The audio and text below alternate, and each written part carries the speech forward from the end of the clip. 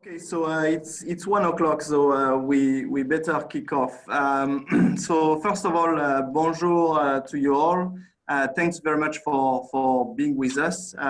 Thank you for taking part of this Basti Week initiative that we've launched this year, which is basically a week of events, both online and offline.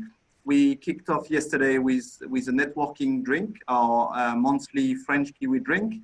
And today is the second event of the week with this online webinar on digital ads, especially for the tourism sector. Just a little bit about the chamber before I introduce you to the speaker for today.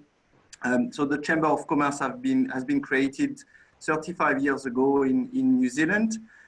We are a non-for-profit, self-funded organization that is run based in Auckland and run by a board of elected board members, 12 of them, including myself, that are actually volunteering for the organization. And we are supported by the Auckland Chamber of Commerce as well for all the admin part. And we've got Vincent Labrador is on the call as well. And Vincent is our business development coordinator, and he's working permanently for us. So without further ado, I will introduce you to Jeremy Adam. Jeremy is a member of the Chamber of Commerce for a few months now. Jeremy is running a business called Digital Ads, which is basically a consulting firm supporting businesses in digital marketing and digital advertising. And today, the topic for today is about New Zealand tourism. It's a hot topic at the moment. We know that this industry has been heavily affected by these unprecedented times and will probably for quite a bit of time in the next few months, unfortunately. But it's a good opportunity as Jeremy framed it in the topic of this event is a good opportunity to reinvent yourself, reinvent the way you operate your business and the way you reach your consumers, customers, or potential customers. So the subject for today is NZ Tourism, how to reinvent your digital marketing strategy and plan of action. So without further ado, thank you very much, Jeremy, for being with us. Merci. Thank you, Thibaut. And the floor is yours. And have a very good webinar, everyone. And don't hesitate to ask questions using the chat box or the Q&A session. And if you don't mind, I will just mute you all just for the first part of the presentation. Have a good meeting, everyone. Thank you, Thibaut. And, thank you, Thibaut. Thank you, Thibaut. And welcome, everyone. Yeah, Thibaut, thank you for organizing this webinar. It's really good to have this kind of webinar, I think, for everyone. So, and I'm really happy to be a speaker today. So yeah, I want first, before starting, I want to let you know that you're free to unmute or to ask Vincent to unmute any time of this webinar, because I want to make it interactive for everyone. If you have any questions, so please just jump and ask me the question. So the webinar, the first part of the webinar will be me talking most of the time, and the second part will be more Q&A. See if you have any question about the webinar or anything you see in this webinar.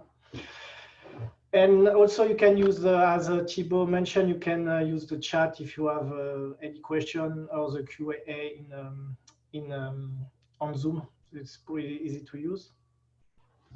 So the webinar is NZ Tourism, Reinvent Your Digital Marketing.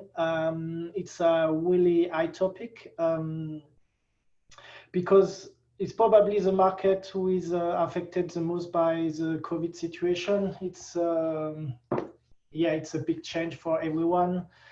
Everyone who is working in the tourism industry is affected by the current situation. Even people who were really focused on the local market and didn't deal too much with overseas customers, they are affected. So the first part of this webinar will focus more on the tourism market, and the second part will focus on the digital, how to reinvent and what you can do to leverage your marketing. So talking about me, I'm Jeremy Adam. I'm the owner of Digital Ads.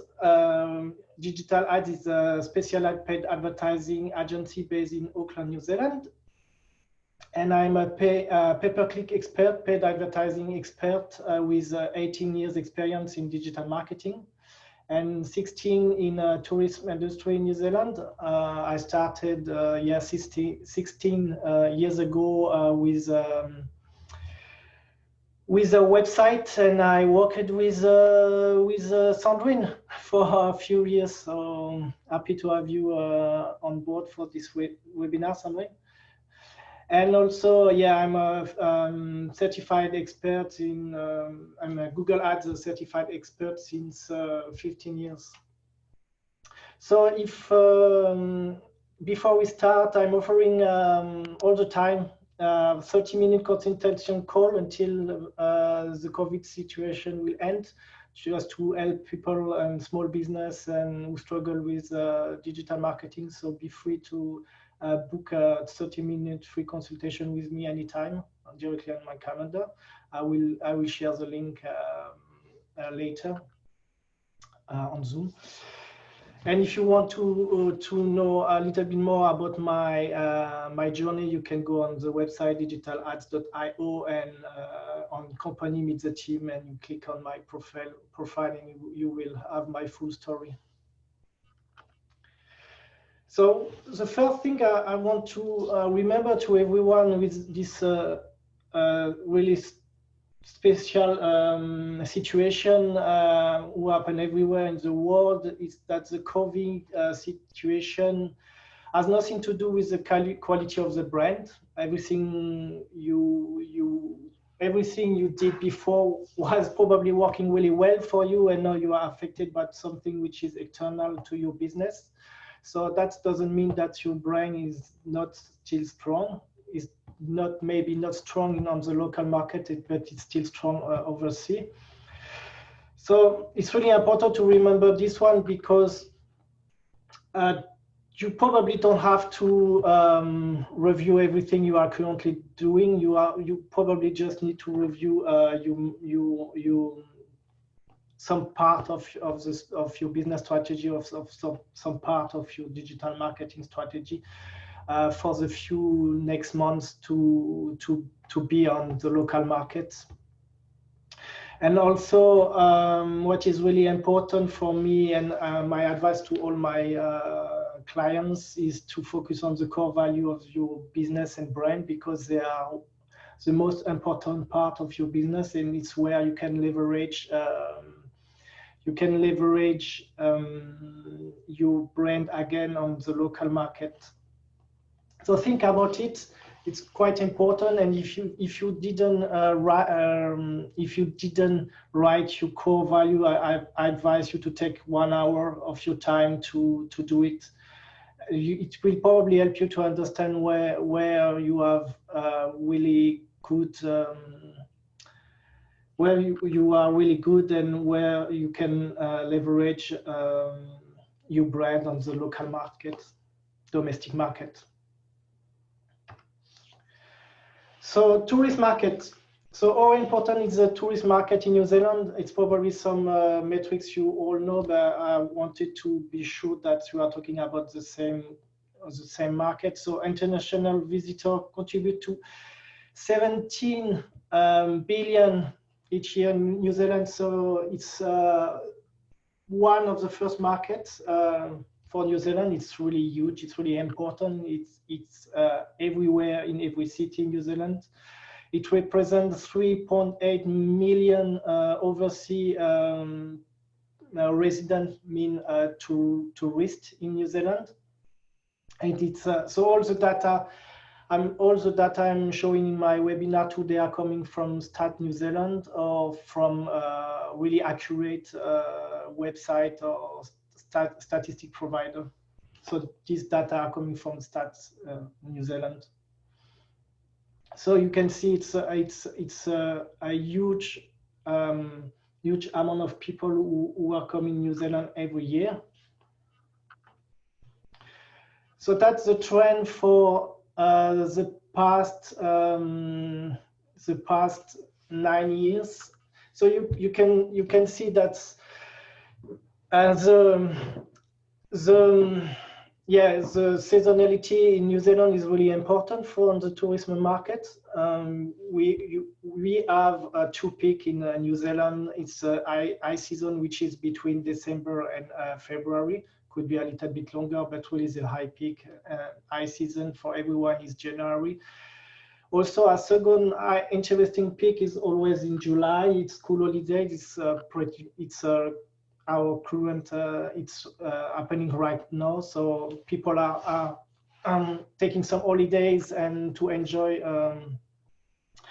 and to take to relax a little bit. So you can see that every year we've got a peak in July, and every year the big part of the tourism market is happening in December, January, and February.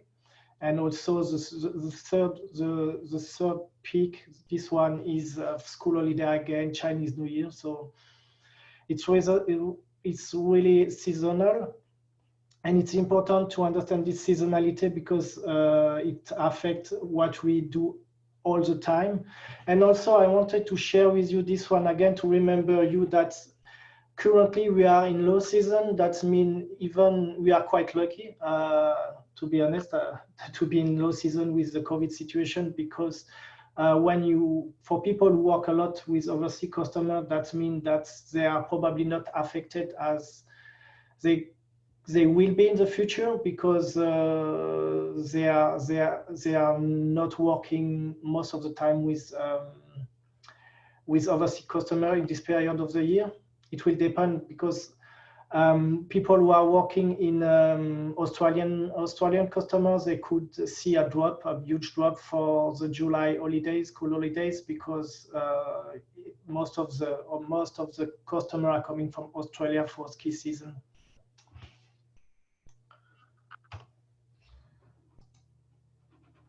Okay.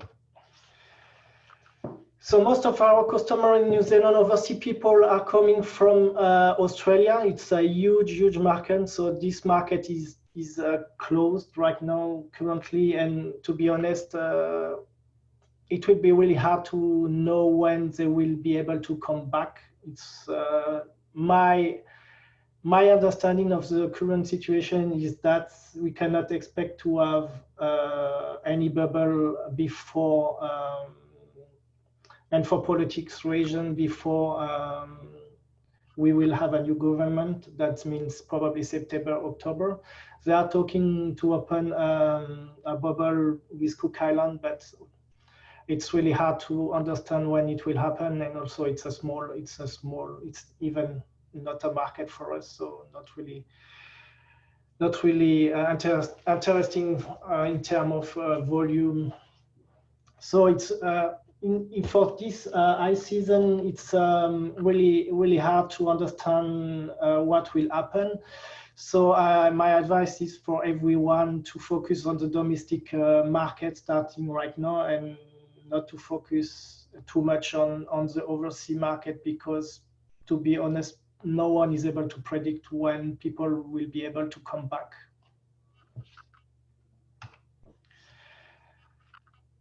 So what's the difference between the international and versus the domestic market?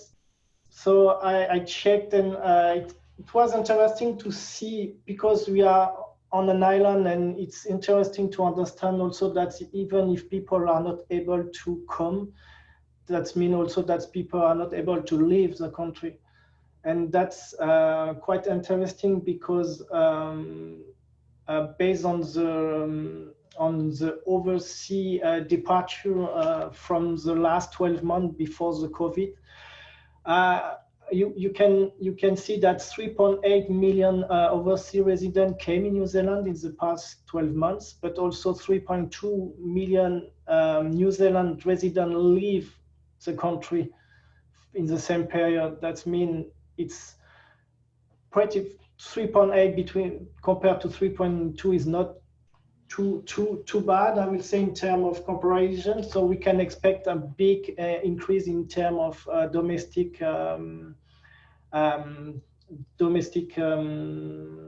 travelers. So I don't want to say that we will expect to have the same number of people on the domestic market again, just based on the fact that people will not be able to travel overseas, but it's interesting to see that it's not a big difference between the overseas residents who arrive in New Zealand and the New Zealand who are going out for holidays in the previous 12 months. So it's just another comparison to understand that it's really important for everyone to focus on the domestic market and that the domestic market can absorb a huge part of the overseas residents that are not coming to the country anymore. So about the domestic market, when we focus on the domestic market only,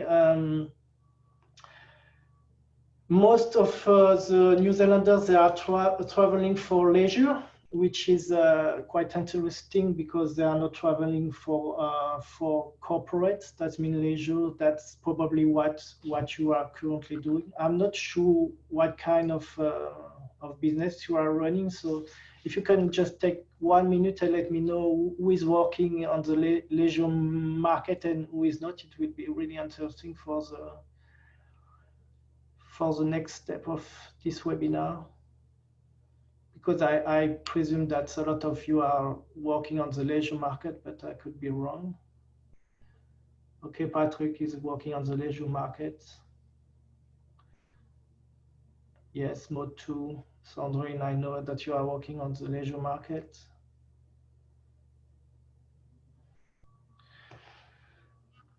Okay, so that's make 45 million domestic trips per year. Quite interesting. And the big difference between the domestic market and the overseas market is that New Zealanders are making much more smaller trip. So it's a big difference. Like if you compare, even when you start to compare some overseas market like Germany, you can see that the German people, they are staying 3 times much more longer than any other market in the world. So even if it's a small market, it represents a large volume of days. So talking about the days, the domestic market is a huge market, but it represents a huge number of days. But the big difference is that people, instead of coming for 7 days, 14 days, 21 days, or 3 months, they are making just small trip in New Zealand, which is completely different behavior from the overseas customer. And yeah, some of them, 39% are making overnight trips, and 90% of domestic leisure travel in New Zealand with car. So it's interesting for people who work to sell some package. So if you are selling some package on the domestic market, you see that people like to travel in car. So it's a behavior, kind of different behavior from the overseas customer, because most of the overseas customers, they like to travel and discover New Zealand with a campers. which is a really a cool way to discover the country. And it's also a way that's tourism New Zealand advertise a lot, but it's yeah, New Zealander are driving more a car that's camper. In my understanding, is also because they already have a car, but also because it's just a different type of behavior, and they are more used to book a camper instead of a car when they travel overseas from New Zealand.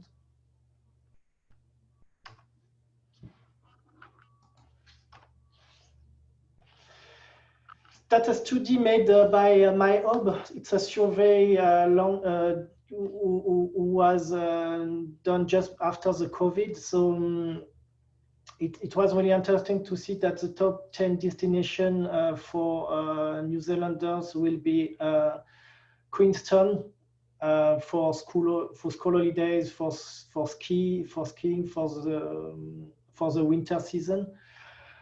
Me personally, I was surprised to see Auckland in second position, but yeah, local people are looking to travel in New Zealand and maybe discover, like, I'm coming from France, so like us in France, we always want to go to Paris to discover the big cities. So I suspect that's a lot of New Zealanders are taking the opportunity to discover the country again and go to Auckland.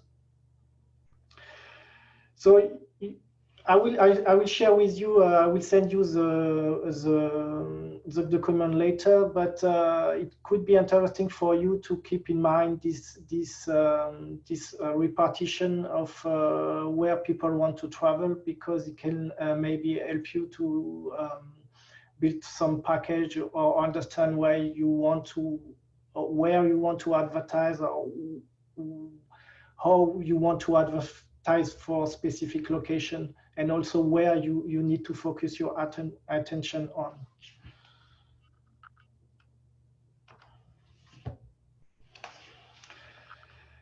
The second part of the survey was about how New Zealander would like to travel, and how much they are thinking to spend in terms of budget. And it was interesting to see that 20% plan to spend 500 to 1,000 per person, so PP is per person, for the trip, and 16 will spend between 1,000 and 2,000 per person, and the rest is over 2,000 per person. So you can see, even if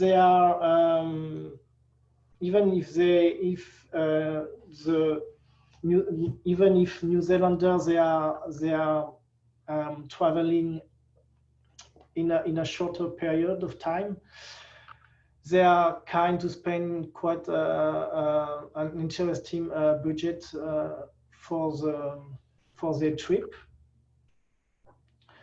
I know it's different from the overseas customer, because they are spending much more money on the market, because New Zealand is like a life trip for them. So they are happy to come with a much bigger budget that local people will spend. But me personally, I was surprised about the level of spend that people are thinking. I thought it would be lower than that. So I think interesting to see that they have quite an interesting budget for their trip. And also in the survey, what was really interesting is the kind of attraction or activities they are looking for. So most of them, they want to go in a cafe and restaurant. Sorry. And yeah, they are thinking to go to town and city. So that's why in this survey you have Queenstown. I would say Auckland and Wellington in the top 3 destinations for the local people. Shopping is always an interesting behavior from the local people. It's yeah, when you are living in a country and you are going on holiday, shopping is always much more important for you. That's if you are going to discover a country. So it's something maybe you want to add also in your package, or you can use to attract more people for your business. The last 2 one local beaches and national parks are really important for me because I think it's a part of the New Zealand behavior to go and to enjoy the ocean, the sea, and go fishing and stay on the beach with friends, family. So it's a different behavior from our overseas customers who are more kind to travel and they want to discover the full country. Local New Zealanders, they will be more looking to book a batch and stay in one location instead of traveling all around, and they are looking to book something close to a beach or go and discover a national park, something quite different from our overseas behavior.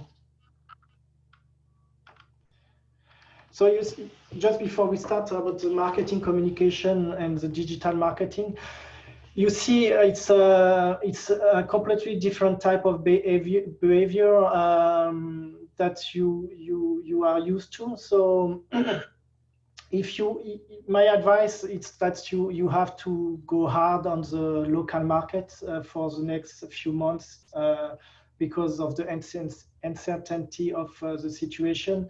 And we cannot expect to have the same number of people coming from overseas for high season. So I really recommend you that you start today to focus on the local market and to change some of your advertising strategy to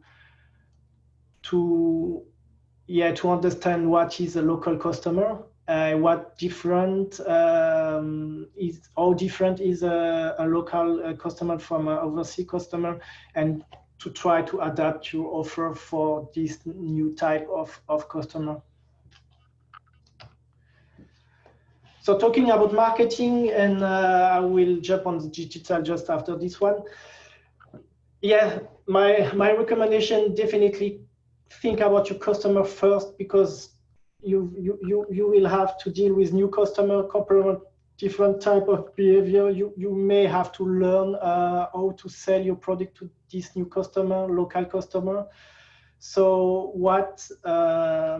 one big step is to understand what is a domestic customer. That's why I take time for this webinar to show you the difference between an overseas customer and a local customer. And also think about what they want, what they need, and what they are looking for. So keep in mind this one, because the behaviors between an overseas customer is different from a local customer. And also what they need, what they want to know about your business, because if you were working really well and a lot with overseas customer, they may not know you. So they may need to learn about your business. So try to think about what they need, to the local people, what they need to know about your business, and what will be a big differentiation from you and from your competitors. That's why I started this webinar talking about your core value, because it's where your core value are really important. and how they want to communicate with you, because local customers, they've got different type of behavior. Again, I repeat a lot this one, but it's really important. So they may want to communicate differently. Also, it's just a small example, but if you have a website and you were dealing with overseas customer, you may have you oversee phone number on the top of your header. You may want to change this one to a more local phone number right now, because you want more people local to be able to call you or to contact you. It is kind of small improvement, really important, you need to make really soon. And based on your core value, what is the stronger message you can deliver all across your channel? So you have just a small, it's really a short period to rebrand or to rethink your strategy, to reinvent yourself. So it's really important that you work on one really strong message for all the local, all your local customer. It will help you to spread your brand much more easily using one message instead of having different message and different kind of brand for different audiences. So the idea is to focus your intent and energy in where you have to, instead of doing just small piece of work which will not change your business or leverage your business in the next few months. So in terms of digital media consumption, it's really interesting to see that I can probably have a full webinar on this one, but yeah, customer behavior change with the COVID. Like right now, everyone is working from home.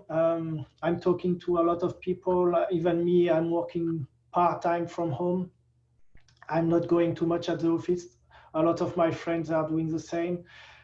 We in the COVID, we all were watching much more TV. We were all in our mobile much more, and that means that people who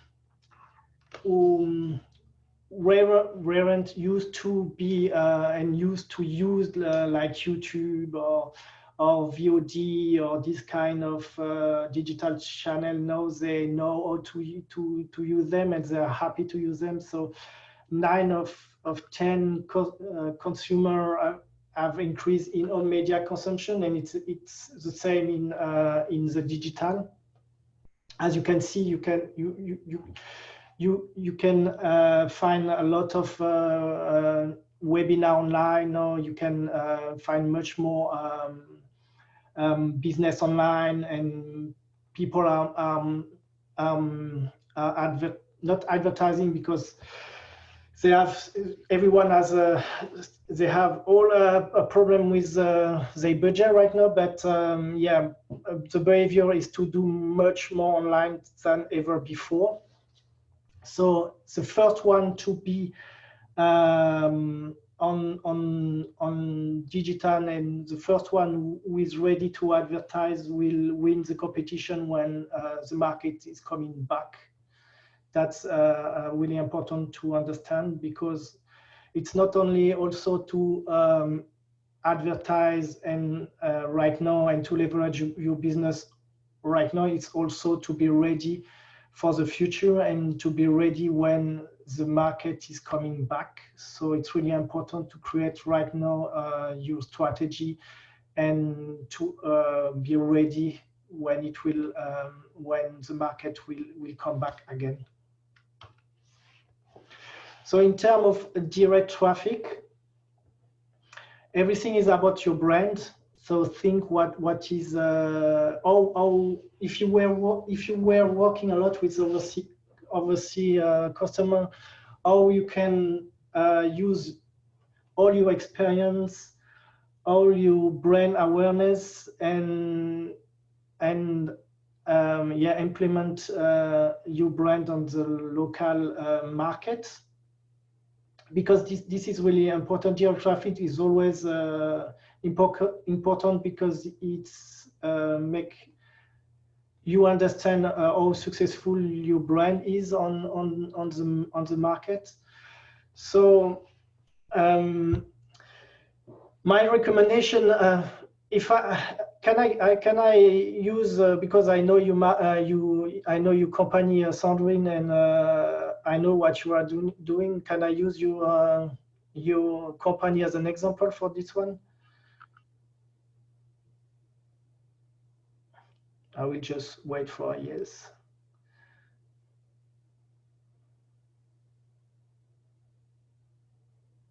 Cool, thank you.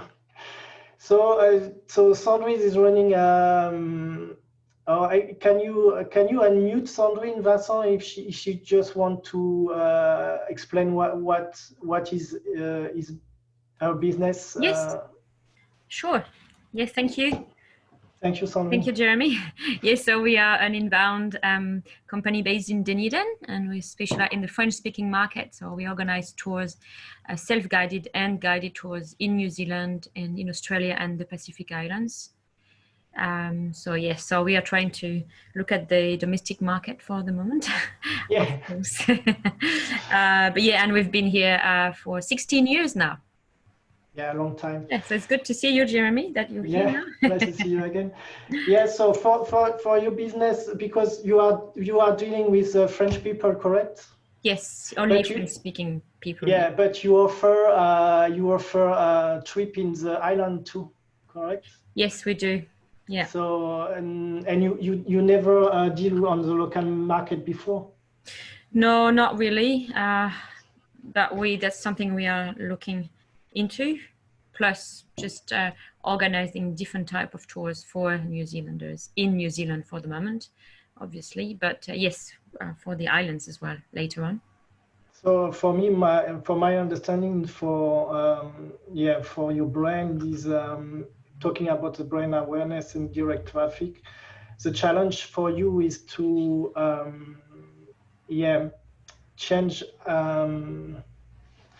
Not change your website, but make it more appealing to the local business. And also, if I'm correct, your package are more based on 7 days, 14 days, 21 days trip. Yes, we have more. So not short stays. It's minimum. I think it's 10 days on our website. Yeah, so you may need to have a look about to have a much more short trip and package for New Zealander, and maybe package specifically built to go on specific city like Queenstown or Auckland.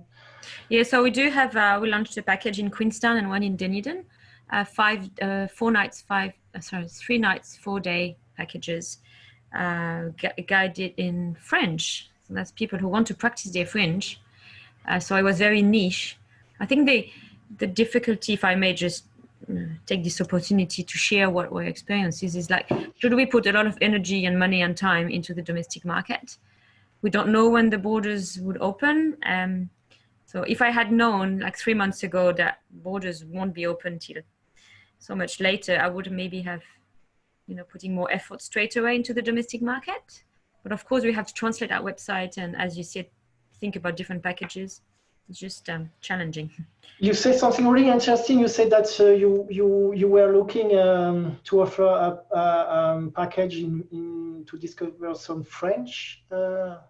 Yes, so it's a package with the French-speaking guide. So it's really niche for people who want to practice their French, learn in a French-speaking environment, but still discover a little bit of New Zealand. I like this kind of thinking. That's exactly the kind of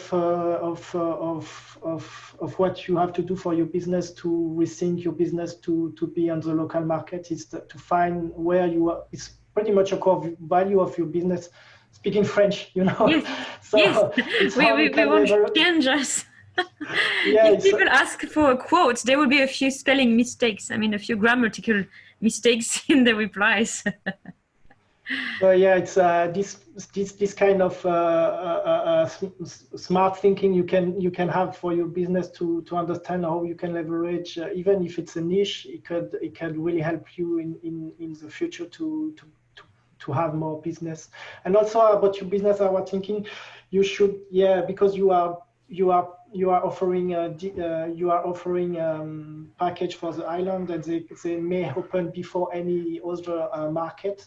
You may be interested to be ready on the local market, New Zealand market, to have an offer for New Zealander to go on the island when they will open again. Yes, well, there will probably be more competition because if you go to any, flight center or house of travel, they will have special packages for people who just want to lay on the beach in the island. So it's a bit of, we have to do a bit of research of what we could bring, what would be our point of difference for these islands. Yeah. And it's a good point to say that now you have different kind of competitor for your business. So yes, it's also something you have to learn in the next few months. That's right. Thank you, Sandrine. Thank you.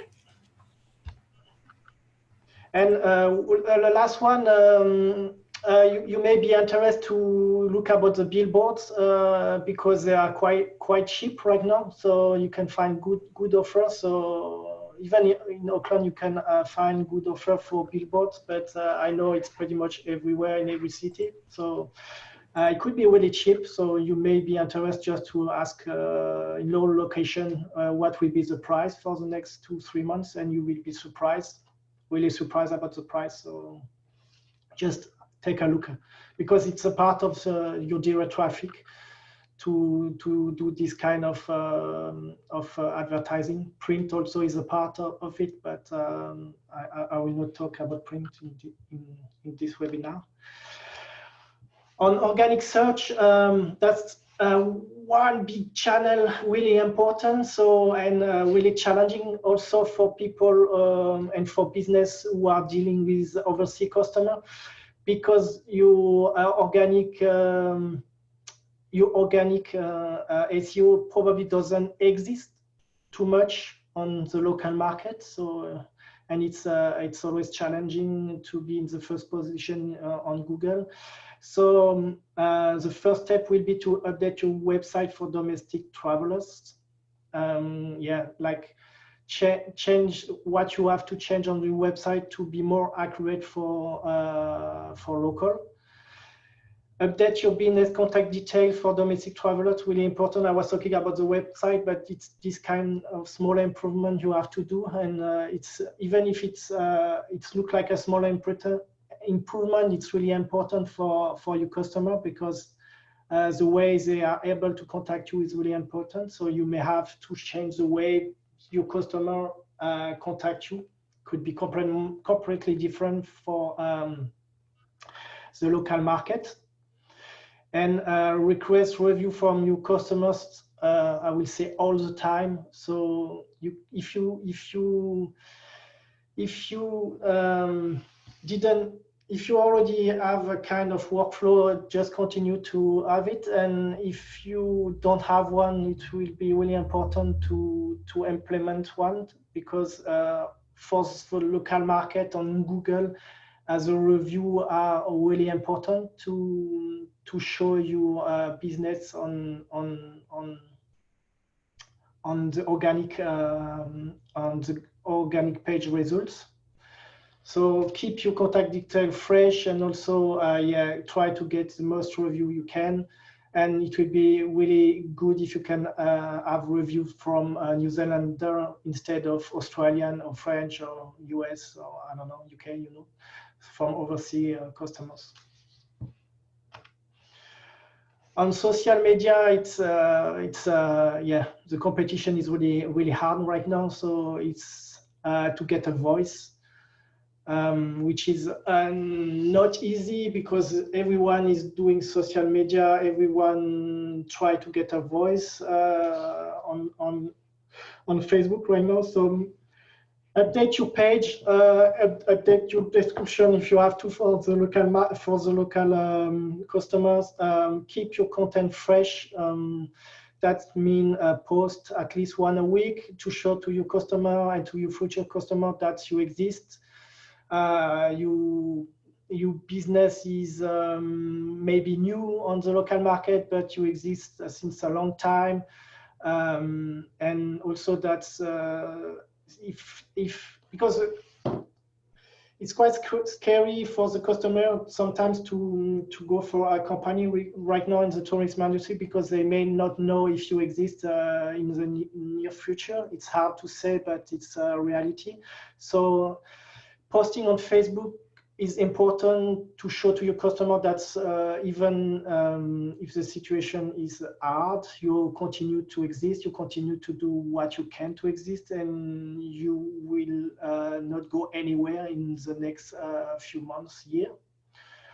So post internal updates about your business if you can, talking about what you are currently doing to help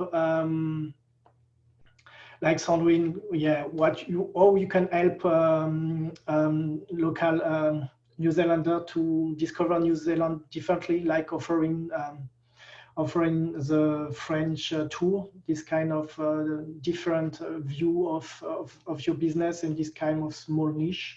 So if it's, I know what it is to run a small business or even a big one. You are working, and most of the time what you do, you are so involved in your business that you forgot to say what you are currently doing to your customer. So it's always good to keep in mind that even if your offer is not ready, you can already start to say that you are building one and it's coming, and when it will come, and now it's ready. So just to keep the conversation with your customer and let them understand where you are going and what you are doing for them, and how you are working on your offer to make it evolve for the current situation. And on Facebook, the same as on Google, request reviews from your customer. So future customer will see that you are a good business, you deliver good service, and you already had a lot of customers before, and that they can close their eyes and go and sign for your offer.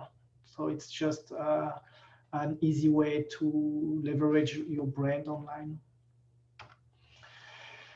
Display could be interesting if you are not looking about I wouldn't say return on investment, because display is always about branding. But yeah, since the COVID, we saw an 80% increase in YouTube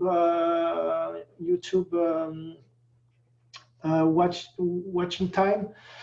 So it's also much more cheaper to advertise on display, because a lot of advertisers stop their budget. So we have, in one hand, much more people using YouTube, and in the second hand, we have much less advertisers. So it's a good channel to have a look on if you are thinking to do branding and you've got budget for it.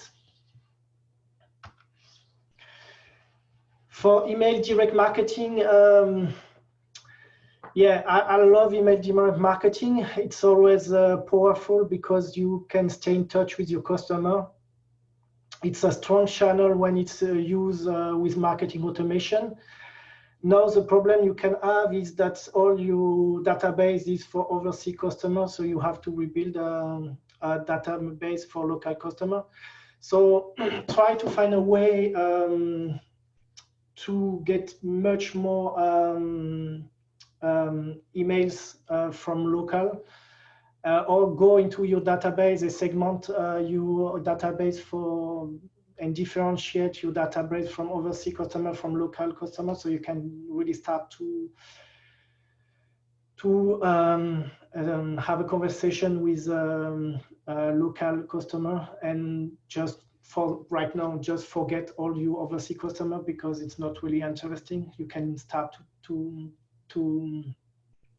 have a conversation with them later. And if you never used this channel before, I think it's a really powerful channel. You should try to work on a strategy where you will be able to implement marketing automation and a way to use and to find more email address for your business, because it's always a good support for the other channel, but also it's always a good channel to keep the conversation with your previous customer or to your new prospect on the market. And the last one, paid advertising. It's probably the fastest way to get more customers, because all the other channels, they involve some work. For organic, you will need time to be on the first position. For email direct marketing, you may not have the good database. For the brand, if your brand is probably strong overseas, may not be really strong on the domestic market. So if you want really result immediately, it's a good channel to use. Also, it's you can target domestic or local market. So domestic is New Zealand, but you can also target really specific market, like I want to target Auckland, I want to target Queenstown, or even a small city. You can target really specifically a market in New Zealand. You can also target a niche using specific keywords, or target specific audience on Facebook or even on Google. So it's really paid advertising. It's really one of the powerful channels for the end of your funnel. So if you are looking to get more leads or to convert, it's really a channel you need to investigate and have a look, because it could give you a good return really quickly for your business. And also it's really easy to track the result. So you may be interested to have a test for the next 4-6 weeks, 2 months, and track the result and see how it goes, and if the return is interesting for your business, and maybe switch after when you will be ready with another channel, just to switch from pay advertising to another one when you will be ready. But this one definitely can support your business immediately. So that's my contact details. So my website is digitalads.io. I will send you my phone number, and you can follow me on social media. I'm on Facebook and LinkedIn. And as I said at the beginning of the webinar, you can book a free 30-minute consultation call anytime. So just be free to book me. If you have any question after this webinar, I will be more than happy to answer all your questions.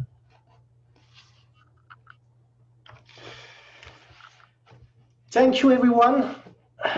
I hope I didn't I answer some of your questions you had before on the New Zealand on the tourist market, and how you can add more, and how you can reinvent your digital marketing. So if you have any question, please just unmute or ask your question in the chat. I will be more than happy to answer all your questions. Thank you so much, Jeremy. And yeah, there is a first question that just came in. How much is the average CPC for the keyword related to tourism industry? And are there any change in the same post-COVID season? No, they are not the same. In the car rental company, it can, like for example, car company could be between I would say $4 and $9 per click, and now it's more between $2 and $5. So the price are much more interesting. And in the tourism industry, it really depends on your niche, but it could be between 50 cents and $3. After it's the CPC, it's less and less important in paid advertising, because I focus on return on investment and return on ad spend. So return on ad spend is a specific metrics. It's your revenue divided by your cost. So you focus on the keyword to convert the most, and the keyword to convert at a better average price than any other keywords. So it doesn't matter too much how much you pay for you per click. It's what is really important is how much people will pay at the end of the process. So it gives you a better understanding of your return on investment on the campaign, instead of just focusing on the CPC.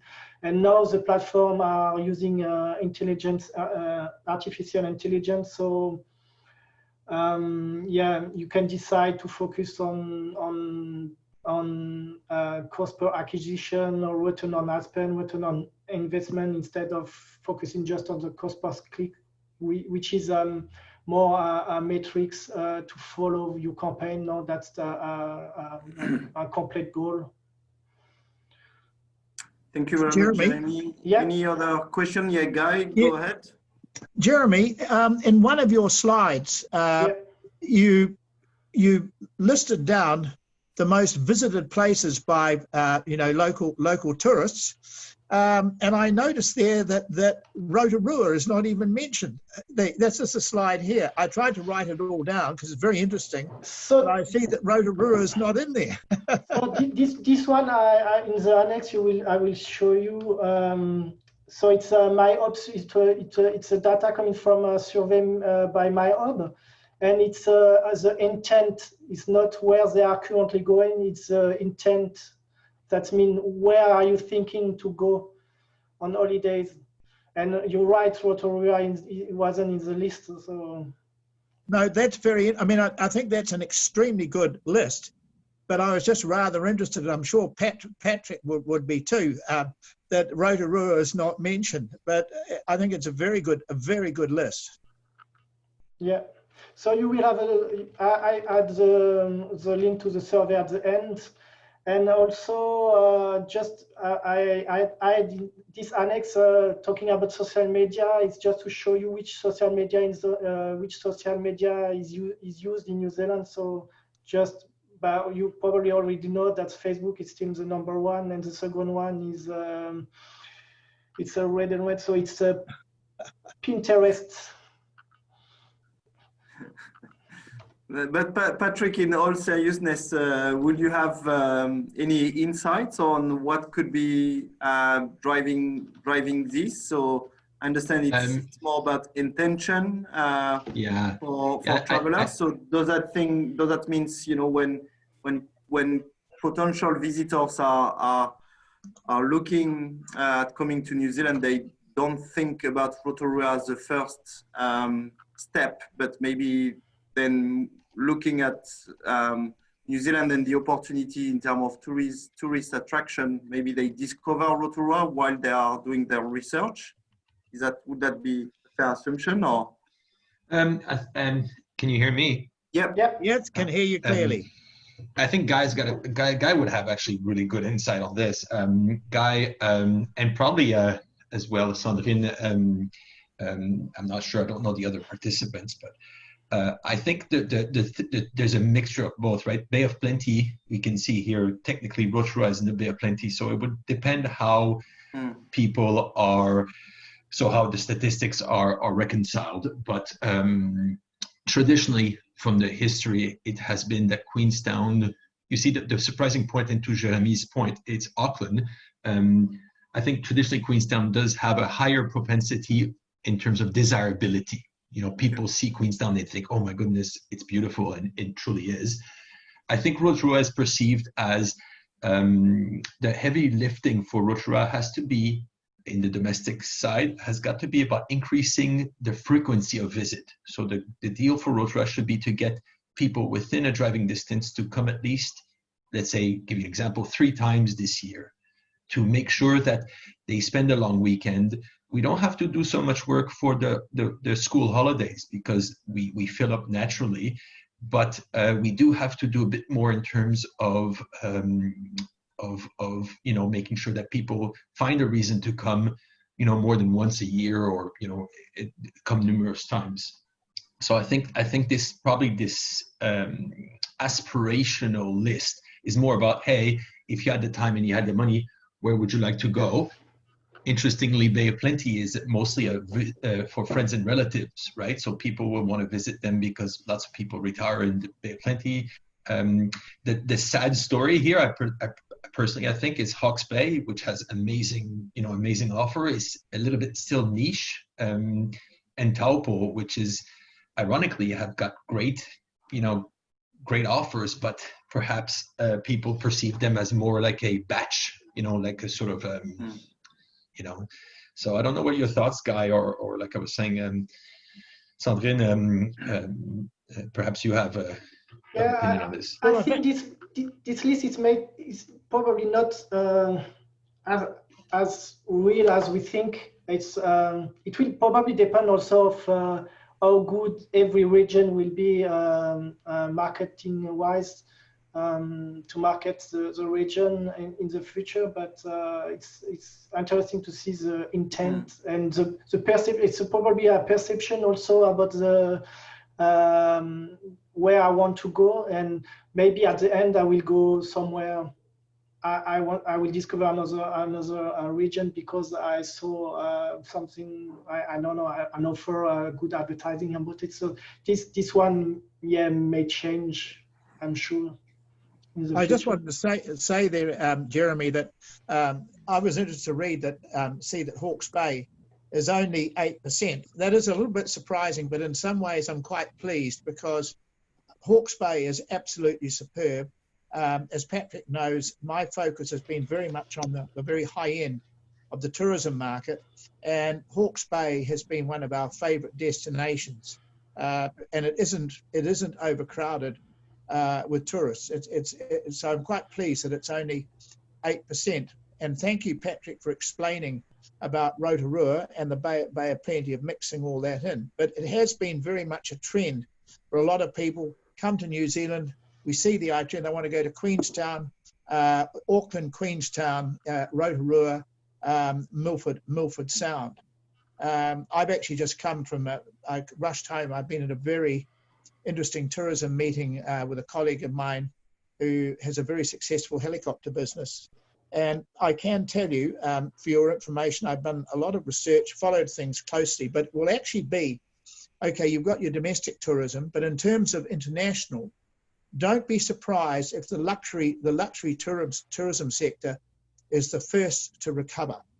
That's the feeling I've talked to a number of people because they don't need to be traveling on coaches. They're much easier to confine.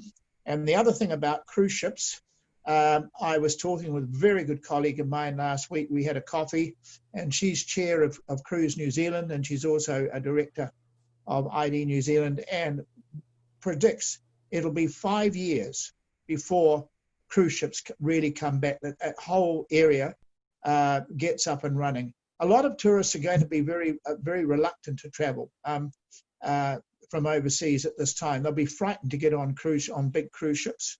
And I think it'll be the small cruise ships that we'll see back here. Hopefully domestic tourism, and the meeting I had this morning was very much domestic related, and how we can get at the very high end guests that have got money to spend. And there are still a few of those around, I'm very pleased to tell you. But thank you for a wonderful seminar. This has been brilliant. Thank you. Last question, a short one. I don't know if you have time or if anyone has a last question. Actually, Jeremy, if I don't want to, maybe somebody else has got a question, but my question was on marketing automation. Yep. I've been trying to get a couple of my clients to look into some solutions for that, mainly around, I guess, to give you a bit of context, is very often companies that may not have bloggers, that may not have resources dedicated to, creating organic content, but it's more about automating the lead acquisition and the acquisition process, in terms of diversifying their clientele base. What's the best way to start? I guess it's a pretty wide question. Maybe you need another hour, but follow. Because nobody else, or you have examples of people that are doing that excessively well in the tourism industry? So what specifically are you looking about marketing automation? It's mainly around the funneling and the integration from lead into CRM, and then into the creating a hierarchy of clienteles and engaging them at different touch points in their journey. So from the first initial contact of somebody saying, "Yep, I'd like to more information on that." How do we, what systems are there for us to be able to cycle those clients into a sales funnel? A quick answer is what you can do in terms of marketing automation and generate some leads. So the most important part is to generate the lead first. So you can use paid advertising to generate the leads. And after when you've got the lead, you can create a marketing automation to transform your lead in a customer. And in terms of platforms, plenty of software outside you can use. So you can the well-known is MailChimp. So it's an email. First, it was email direct marketing platform. Now it's a marketing automation platform that you can use any kind of platform. And like small business can use, you can try to automate your Gmail also with 1, 2, 3 email when you've got a lead. So even if you don't have a CRM, you can try to generate, to create a sequence of email, 1, 2, 3 email when you receive the lead. But yeah, so one strategy definitely is to use the paid advertising to generate the lead, and after transform the lead to a customer using marketing automation. But we can discuss, probably 1 hour about some strategy and platform. I don't know if I answer your question. Yeah, look, mine is more about an integrate. Like what I'm looking for is maybe, so we're doing MailChimp, we're doing, but the thing is automating it to a point whereas, for inquiry to conversion, it's almost fully automated. And this is where I'm shopping around for solutions. I'm using HubSpot personally now, and I'm looking for a fully automated channel. You follow what my question is? Okay, yeah. So you know what? Book me a 30-minute. Sounds great. And we will discuss 30 minutes about your challenge. Perfect. Thank you very much. Yeah, you're welcome. Cool. On that note, I think we'll close this webinar if you don't mind. Thank you again, Jérémy.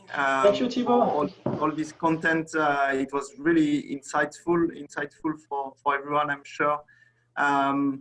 As always, don't hesitate to jump on our website at the French Chamber of Commerce. I've shared with you the link for the upcoming events. You can follow us on Facebook and LinkedIn as well. And thank you very much for making the time to be with us today, and looking forward to see you virtually or meet you in face-to-face very soon. So merci beaucoup, bonne Bastille week, and merci Jérémy, and thank you Vincent and Elliot, our two permanent the chamber that have helped us organize this fantastic webinar. So thank you very much everyone, and à bientôt. Thank you everyone. Bye. Thank you very much. Excellent. Thank you. Bye. Bye-bye. Bye.